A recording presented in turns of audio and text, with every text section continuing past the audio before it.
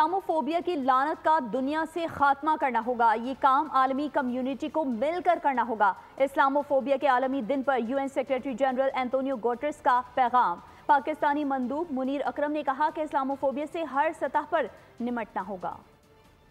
اسلام امن اور محبت کا درس دیتا ہے۔ عالمی سطح پر اسلاموفوبیا کے دن کے موقع پر اقوام متحدہ کے سیکریٹری جنرل انتونیو گوتریس نے پیغام میں کہا کہ مسلمان دنیا بھر میں ماہ رمضان میں بھی خوف اور امتیازی سلوک کا شکار ہیں۔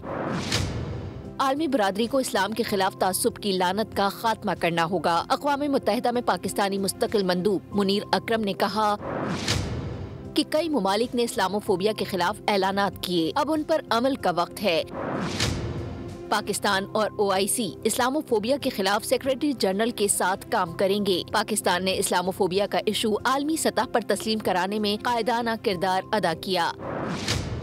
اسلاموفوبیا کے خلاف خصوصی سفیر کا اعلان 1-2 دن میں کر دیا جائے گا۔ قائم مقام صدر مملکت یوسف رضا گیلانی اور نائب وزیر اعظم اسحاق ڈار نے کہا، مغربی میڈیا میں بعض اوقات اسلام اور مسلمانوں کو دہشت گردی یا انتہا پسندی سے جوڑا جاتا ہے۔ Social media platforms Islamophobia کو تقویت دینے والے نقصان دہ مواد کو ہٹانے کو یقینی بنائیں۔ وزیر اعلیٰ پنجاب مریم نواز نے پیغام میں کہا کہ دنیا بھر میں مسلمانوں کو درپیش امتیازی سلوک، نفرت اور تعصب قابل مذمت ہے۔ سبسکرائب کریں اور بیل دبائیں تاکہ کوئی خبر رہ نہ جائے۔